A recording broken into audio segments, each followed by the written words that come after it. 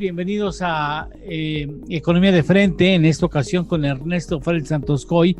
Vamos a ver cuáles son los precriterios de política económica correspondientes al 2022.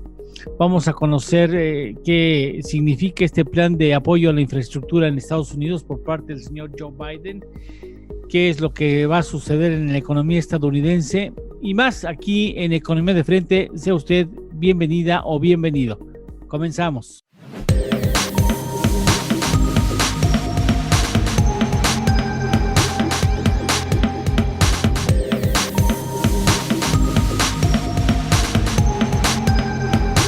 Economía de Frente. Primero que nada, muchas gracias, Ernesto, por romper el merecido descanso, cosa que me imagino que también ha de agradecerme tu señora esposa, y estás ahora con nosotros al menos en la siguiente media hora. Muchas gracias por estar aquí con nosotros todo gusto. En Economía de Frente. Gracias. Carlos Alberto Martínez, como él fue a vacacionar a Marte, es un poco más difícil la comunicación y hoy definitivamente no va a estar con nosotros, ¿no? Bueno, la autoridad hacendaria acaba de dar a conocer, digo acaba porque cuando estamos grabando este programa, y corresponde al día miércoles 31 de marzo, dio a conocer la autoridad hace un par de horas los precriterios de política económica para la economía mexicana correspondiente al 2022. Primero que nada, habría que explicarle a nuestro público, si tienes a bien ayudarnos, qué carambas es eso de los precriterios de política económica. ¿Cómo no? En varios países, sobre todo los desarrollados, la discusión del presupuesto se hace muchos meses antes de que empiece el ejercicio que corresponde. En México no sucedía así. Se entregaba el presupuesto por parte del Ejecutivo pues al cuarto para las 2, y entonces se empezaba a discutir unos días antes de que terminara el periodo, y casi siempre llegaba el último día que tenían que parar el reloj del recinto legislativo. Se había acabado el tiempo y no lo autorizaban. Todo el proceso, ¿no? Tanto del presupuesto de gastos como la cuestión de ingresos y los cambios a las leyes fiscales. Entonces, pues se decidió desde hace algunos años, y está por ley, que la Secretaría de Hacienda tiene que entregar al Congreso un documento que se llama Precriterios de Política Económica para el 2022, que quiere decir, en este caso, ¿no? Quiere decir, te voy a dar unas bases, unos supuestos de por dónde pudiera ir el crecimiento económico, las metas económicas para el presupuesto correspondiente del año entrante.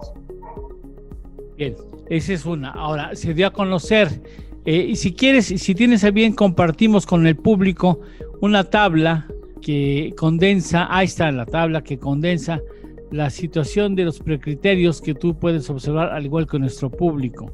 El Producto Interno Bruto lo ponen en terrenos que van de un rango que va de 2.6 hasta 4.6%, 2 puntos porcentuales de margen, ¿no? Oye, habría que decirle a nuestro auditorio que también este documento sirve para hacer una revisión del escenario para este año. Sí, perfecto. La Secretaría de Hacienda hace una revisión, al final de cuentas, viendo este año. Bueno, okay, porque si se fijan en la tabla.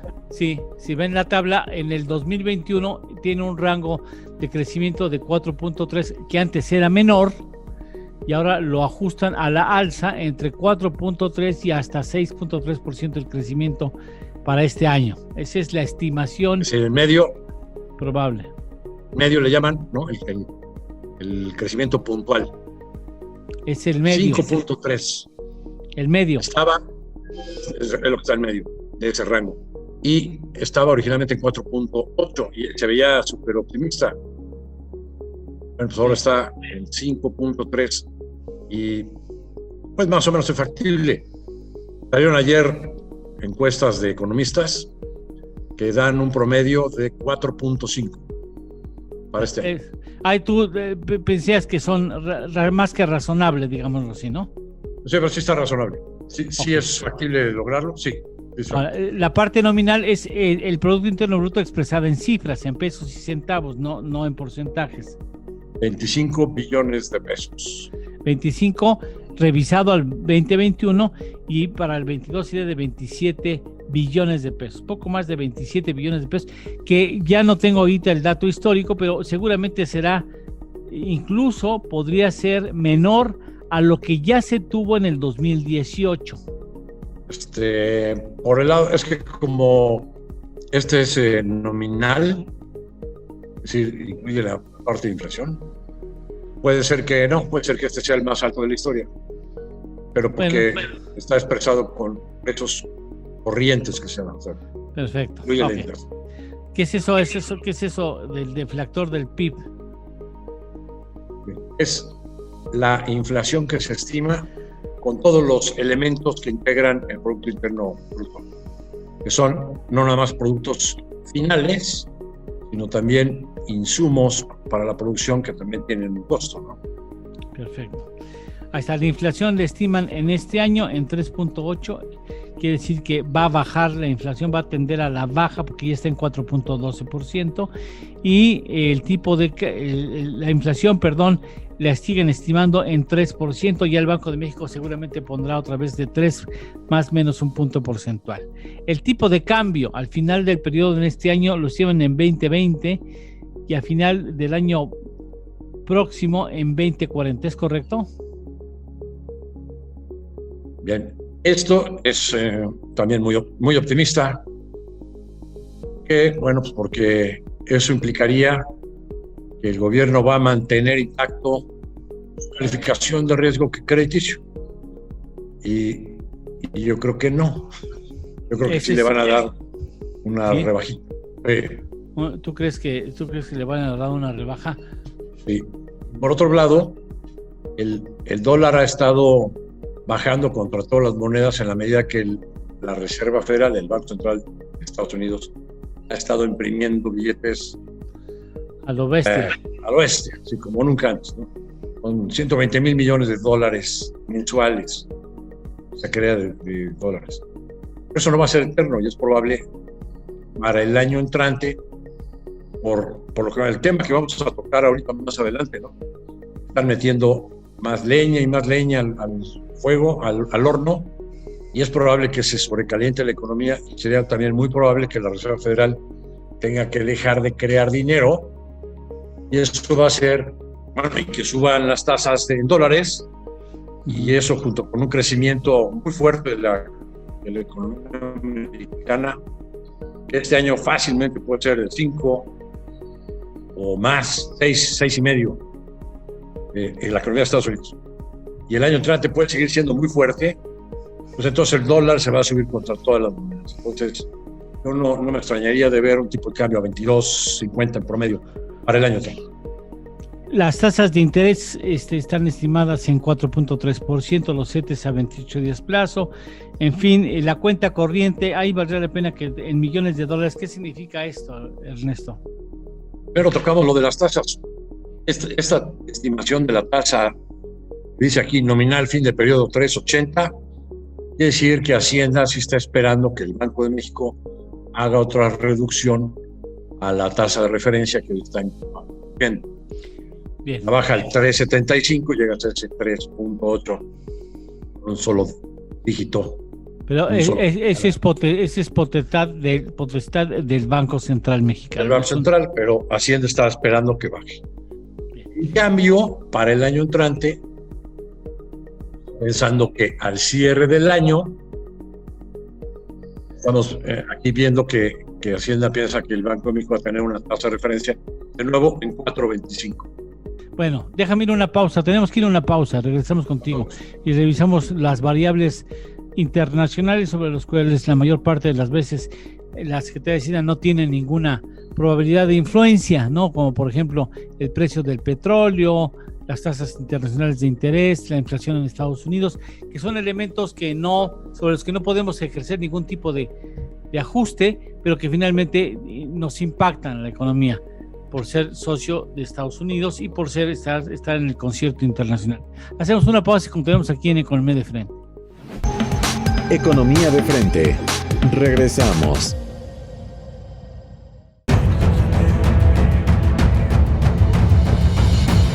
En 1986 nació Información Dinámica de Consulta con la misión de dar información a profesionales del ámbito jurídico. Evolucionamos contigo y en 2001 logramos informarte en tiempo real gracias al nacimiento de IDC Web. Dimos paso en el 2016 a Foro IDC, un evento de alto nivel para el impulso de la competitividad del empresario mexicano. En 2017, unificamos cada avance bajo el dominio www.idconline.mx. Hoy puedes encontrarnos en múltiples plataformas con información vanguardista y especializada para capacitar e informar a los elementos clave de las empresas.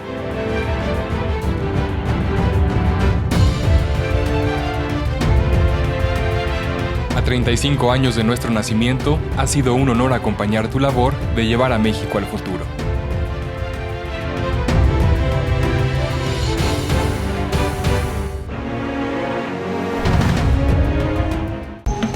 Economía de frente. Continuamos. Bueno, le decíamos a usted que también en esos precriterios de política económica son tomados en cuenta elementos internacionales que de alguna manera influyen en el comportamiento de la economía mexicana. Entonces, vamos a la tabla nuevamente para que Ernesto nos siga explicando. Comienzan las variables de apoyo en el Producto Interno Bruto, comportamiento del PIB de los Estados Unidos con un crecimiento para este año de 6.1% y para el año entrante estimado en 4%. Ernesto. Bien, hay una estimación para este año de un crecimiento de 6.1%. Acabamos de comentar que fácilmente podría crecer Estados Unidos este año al 6,5%. Y también es factible un crecimiento del 4% para el año entrante. Esta es una buena noticia para el sector exportador mexicano porque pues manufactura y el campo de exportación pues dependen de ese crecimiento. Pero en particular el renglón que sigue, que es el de la producción industrial en Estados Unidos, es el que más nos interesa. Y ahí está viendo Hacienda un crecimiento del 6.6% para la producción industrial en Estados Unidos este año y un crecimiento 4.1 para el año entrante. Pues la manufactura está enganchada a ese crecimiento y pues va a jalar en algo, ¿no? en una parte importante a la economía mexicana que pues no se encuentra nada bien, ¿no? Hoy en día tenemos en México todavía pues una fuerte recesión, pero por lo pronto el sector manufacturero y el campo exportador pueden tener aquí una esperanza, ¿no?, de que va a haber crecimiento. Bien, la inflación en Estados Unidos la estiman en 2.4% este año y 2.2% estable, ligeramente arriba de lo razonable o de lo que tienen como meta, pero nada que deba de alarmarnos, supongo. Sí, estos datos los están tomando de los pronósticos que hace el Comité de Mercado Abierto de la Reserva Federal, el órgano que se encarga de diseñar e instrumentar la política monetaria por parte del Banco Central de Estados Unidos, la Reserva Federal, ¿no? Y ellos están viendo una inflación del 2.4 precisamente para el año entrante y 2.1, 2.2 para el año siguiente. Ellos han declarado públicamente que van a tolerar una inflación superior al 2%, que es para ellos sería el máximo permitido, pero lo van a tolerar dijeron por largo tiempo, por un largo periodo, porque si no, pues entonces tendrían que empezar a subir tasas de interés y a retirar dinero, cosa que no quieren hacer porque le pegarían a la actividad económica. Entonces están jugando al equilibrista y al final de cuentas es factible esa inflación en Estados Unidos que va a empujar en algo la inflación en México. O sea, estos pronósticos de inflación arriba del 2% en Estados Unidos implican que vamos a tener una presión inflacionaria en México. Entonces una inflación del 3.8 en México pues quizás se quede corta, y para el año entrante una inflación del 3 seguramente va a estar arriba que la inflación en Estados Unidos. va a estar arriba del 2%. Bien, es otro asunto que es importante. Fíjese usted cuál es la diferencia entre las tasas de interés. Por ejemplo, la Fed, las tasas de interés de referencia de la Fed lo están considerando pues prácticamente en cero, ¿no? Digo, mientras que en México están en terrenos de 4%. ¿Para usted cuál es el diferencial y por qué todavía hay tanto dinero de inversionista financiero en México? Porque el diferencial de tasas es muy alto, es un mundo, ¿no?, de diferencia. Sí, si tomas, por ejemplo, la tasa de los bonos del gobierno mexicano de muy largo plazo, pagan arriba del 6,5%, 7%, contra una tasa del Tesoro norteamerano que está al 1,5%. Así es un muy buen diferencial de interés que hace atractiva la inversión en pesos. Pero pues hay otros elementos que luego juegan en contra, ¿no? Que es el factor seguridad. Bueno, después vamos a la parte del petróleo, donde la canasta, la mezcla mexicana, la están estimando en este año en promedio de $55 y para el año entrante en 53. Ahorita el precio del petróleo mexicano está arriba o cercano a los $60, ¿no? Así es que están siendo conservadores, digámoslo así, y 53 para el año entrante. Ellos están previendo que hubiera una baja en el precio internacional del petróleo. La plataforma de producción, eso sí me parece que están muy optimistas. Plataforma en producción de crudo total de 1.7 millones, y piensan que se va a aumentar, aunque sea una pizcachita, ¿no? Una pizcachita aumentaría el año entrante, y creo que hoy no estoy seguro que estemos obteniendo el 1.7 millones de barriles diarios de producción, Ernesto, ¿eh? Estamos abajo, ¿eh? Sí, estamos abajo.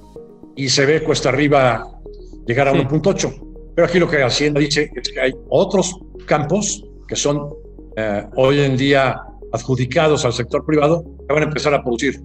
Que por eso la producción no es la de Pemex, sino la producción del país en general, sí puede llegar a 1.8 millones de barriles. Bueno, vamos a una pausa. ¿Me permites? Hacemos una pausa y ya vemos el asunto de cómo puede influir en nuestra economía este plan, no solamente el plan de apoyo a las familias con motivo de la pandemia, sino este plan que está trayendo adelante el gobierno estadounidense en favor de la infraestructura en la Unión Americana. Economía de frente. Regresamos. IDC te invita a nuestros seminarios fiscales 2021. En cada uno de estos seminarios obtendrás los conocimientos necesarios de los efectos legales y fiscales que deberás seguir. Conoce de forma práctica y sencilla el tratamiento fiscal y las alternativas que existen en los regímenes fiscales de las sociedades civiles. ¿Cuánto y cómo se reparten los dividendos?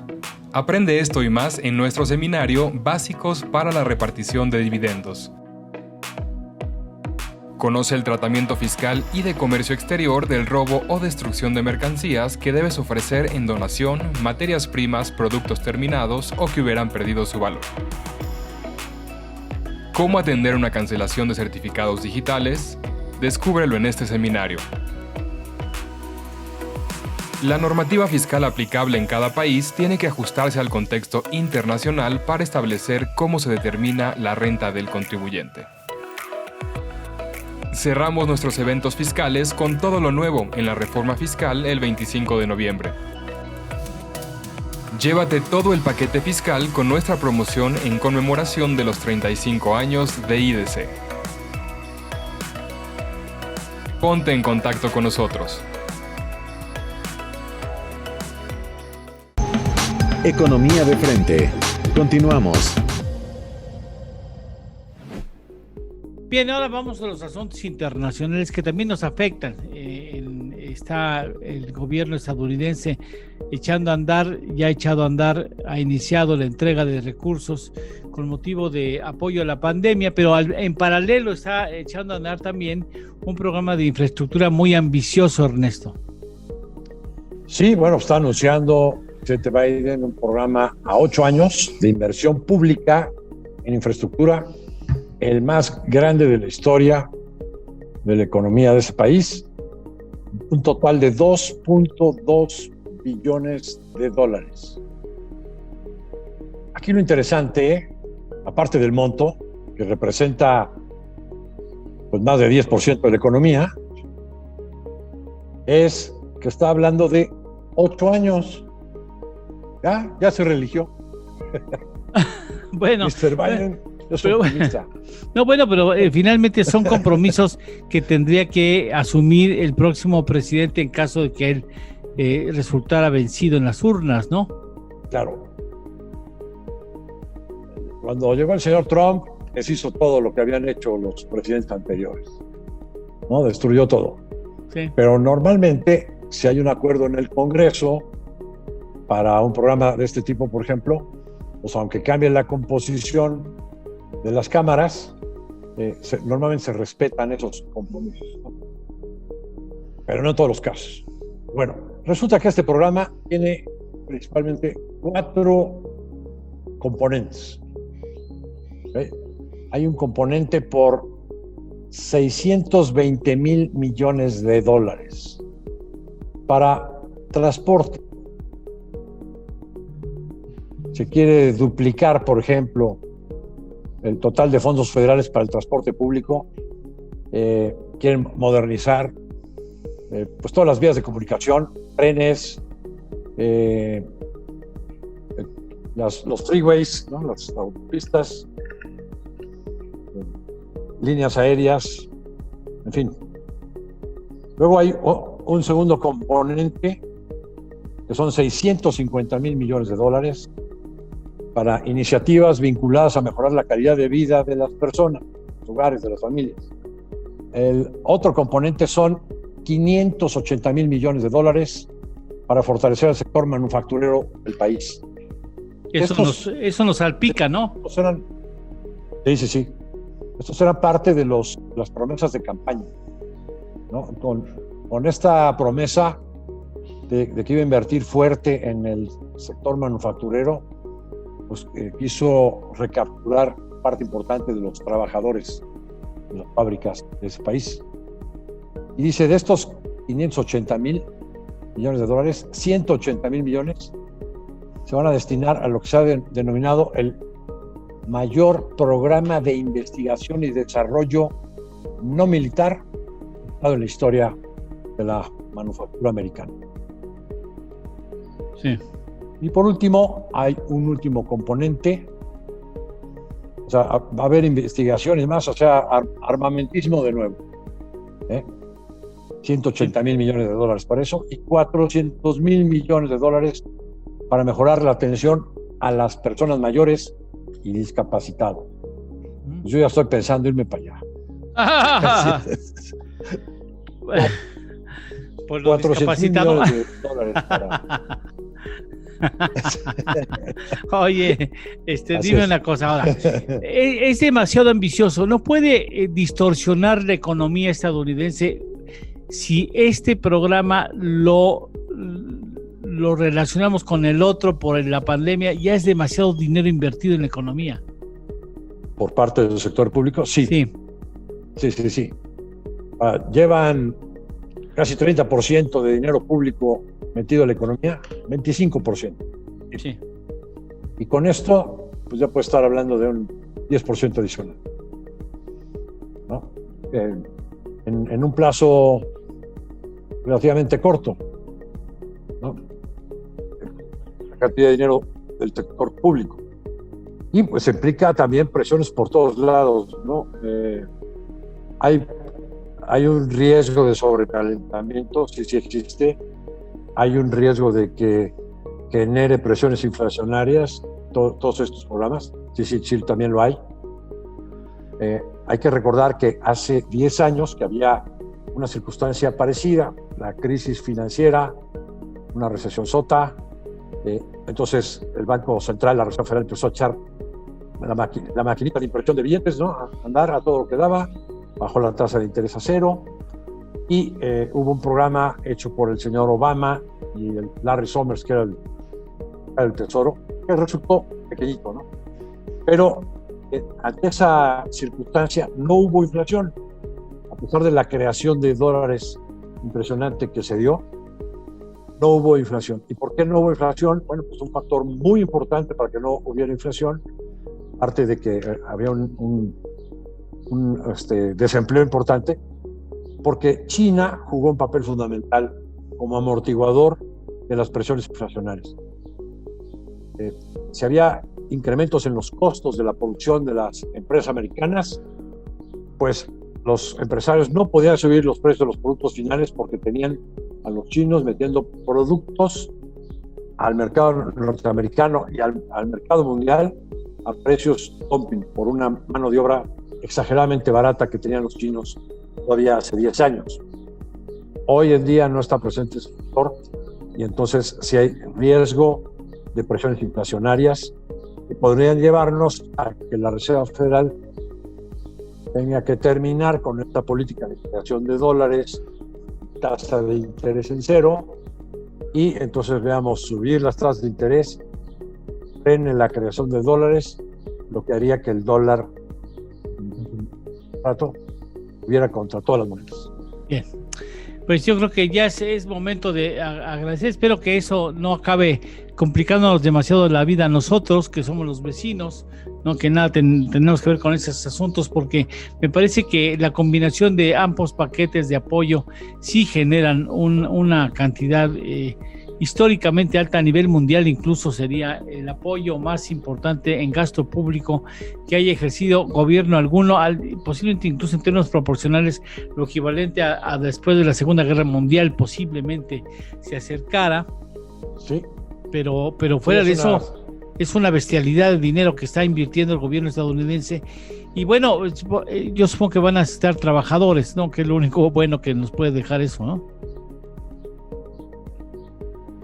Van a estar trabajadores y muchos insumos que México le aporta. Que México ojalá así sea. ¿No? O sea, la verdad es que todo esto, si lo analizamos críticamente, es una oportunidad de oro para México. Sí, la pregunta es aquí, si lo vamos a aprovechar. ¿Lo vamos a aprovechar? O para variar, lo vamos a tirar al excusado. Bueno, muchas gracias, Ernesto. Gracias a ustedes. Gracias a ustedes que tengan la gentileza de estar aquí con nosotros. Sean ustedes siempre bienvenidos aquí en Economía de Frente. Hasta la próxima semana.